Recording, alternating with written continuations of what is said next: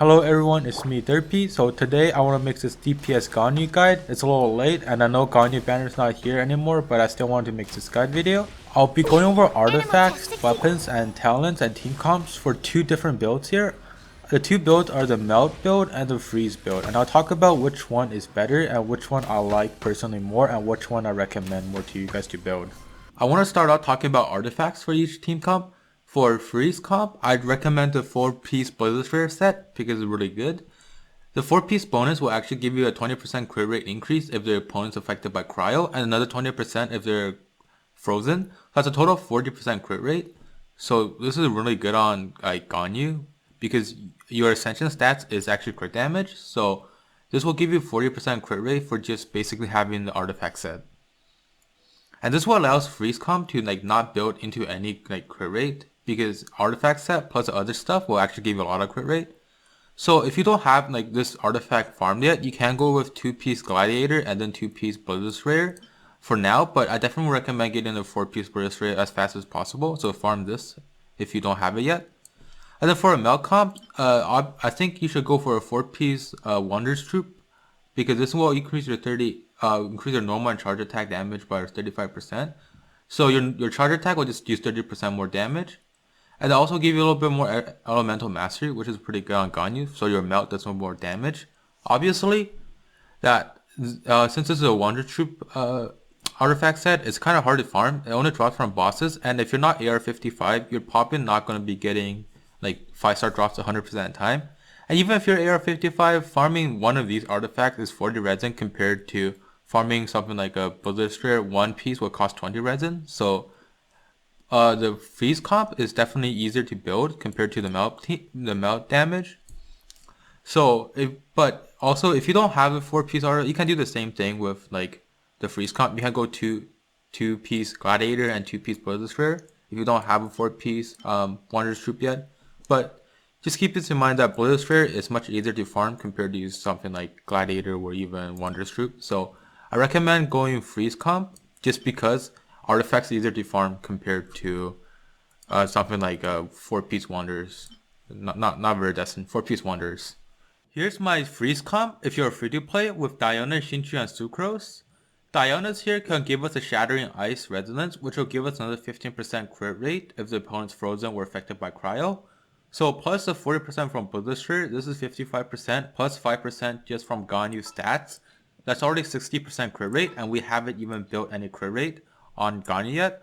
So this is why freeze is such a good like build on Ganyu. Of course, Xingqiu's here for the freeze, and then Sucrose with Viridescent can decrease the opponent's elemental resistance, required elemental resistance by another 40%. So we're even doing more damage on top of that. In my opinion, Diona is probably the best cryo to go with Ganyu. If you have someone like Chi-Chi and you want to use Chi-Chi, you can use that, but I still think Diona is really good. She has a shield, which can actually help you sometimes. Well, Chi-Chi's basically pure healing, but Diona has a healing and a shield too. So that's why I think Diana's a little bit better than Chi-Chi. Obviously, Xingqiu is really good as well for sub DPS and applying freeze.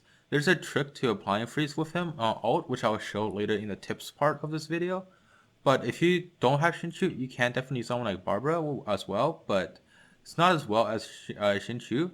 But definitely the best Hydro character to go with Ganyu is definitely Mona.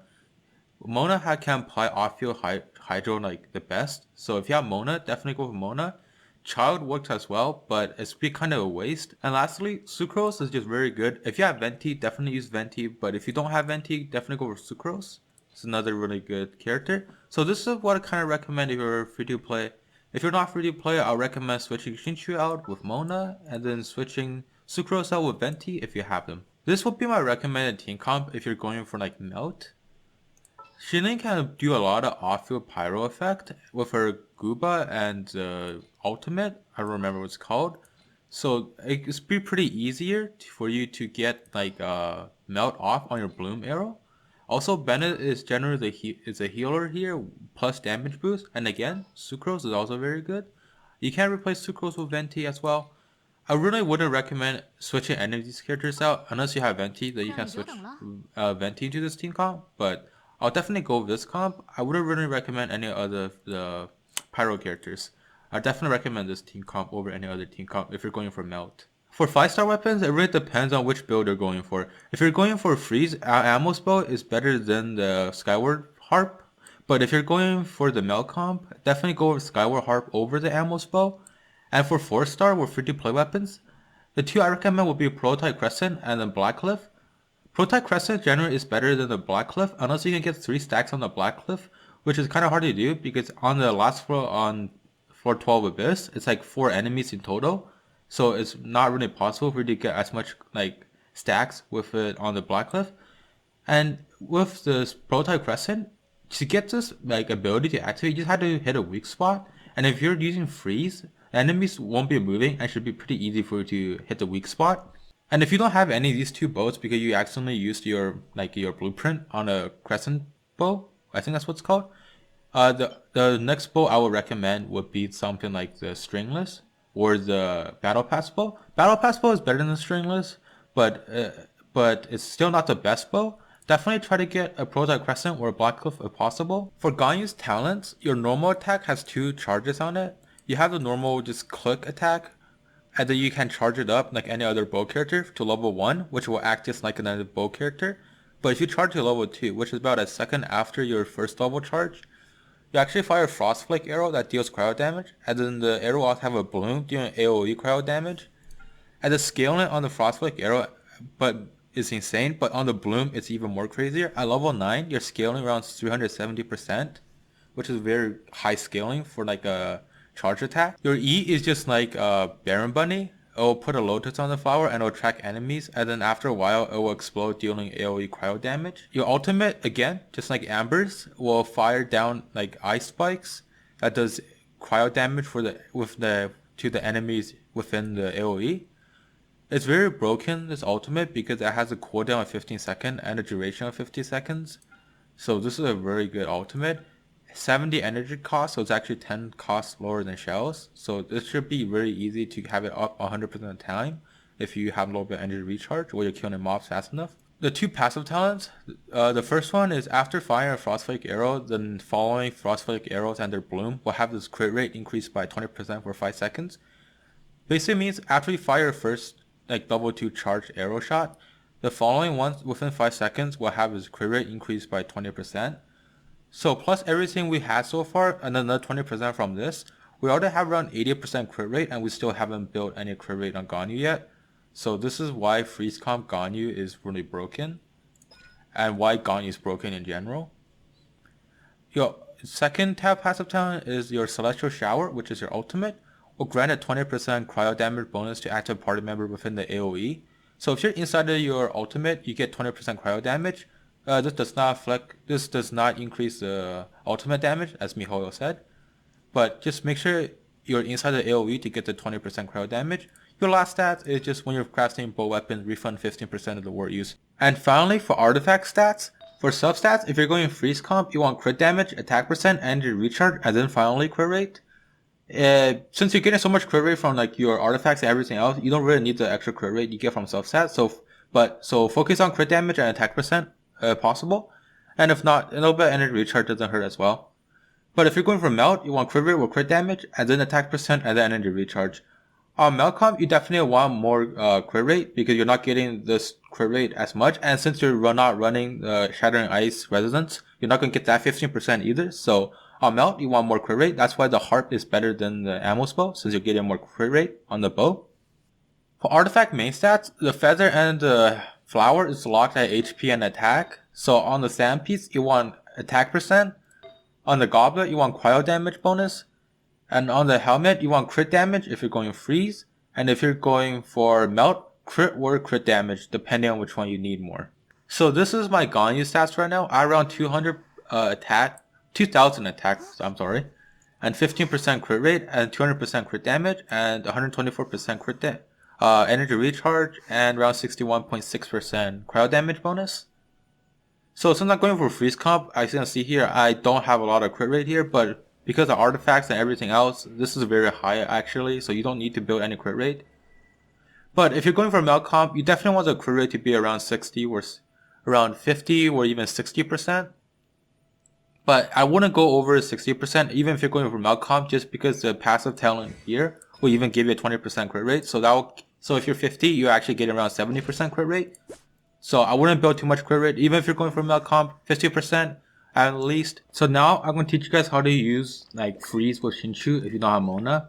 I'm going to be really bad at this, to be honest with you guys. I actually just use charge attack on Ganyu. I don't even bother doing the freeze because I have enough crit rate just with the applying cryo on the opponents. But if you want to use a freeze, here's how you do it with Xingqiu. You want to alt and then E with Xingqiu, switch to Ganyu and then press E. That will freeze the enemy and then followed by a charge attack. And then you want a normal attack to activate range swords and then go back into a charge attack again. So I'll try to demonstrate this with this Ruin Guard here, but it's gonna look messy because I don't do this at all. I just straight up use charge attack on Ganyu and ignore the freezing part of it. So that, and then switch to Ganyu, freeze, charge attack, normal attack into a charge attack again, normal attack and then into a charge attack again. So there we go. That's how you apply permanent freeze on opponent. Is it good? Yes, it's effective. Not as effective as Mona. Mona is much easier. You can't drop your E and they're already frozen. But if you have to use Xingqiu, that's how you use him. I have swapped out Ganyu's artifacts now and team comps. So I'm sitting around 46% crit rate with 174% crit damage on Ganyu with a 2-piece Gladiator and 2-piece Blizzard to try to show you guys the melt build. I don't use melt build that often. I mean, I don't actually use it at all, so I'm really bad at this, but I'm going to try to show it here.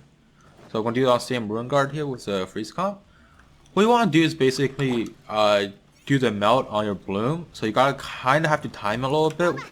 But if you do Goba and Shinlings all together, it shouldn't be that hard to time, I think. We got melt there, so we melt again, and there we go. So that's how you use the melt comp. You gotta time it a little bit because you don't want to be melting on the frost flick arrow because that's not where most of your damage is coming from. You want to melt on the bloom, so it's kind of hard to time in my opinion. So that's why I go with the freeze comp. Just it's more consistent damage, but if you can pull off the melt comp properly, you can actually out damage the free comp. But freeze comp is more consistent in my opinion, so I recommend going for freeze still. To end the video off, I have a showcase here. The showcase build is using the freeze build and not the melt build, so just keep that in mind. And I hope you guys enjoyed this video. If you like this video, consider subscribing if you want to see more of it. And I'll see you guys next time. Have a nice day.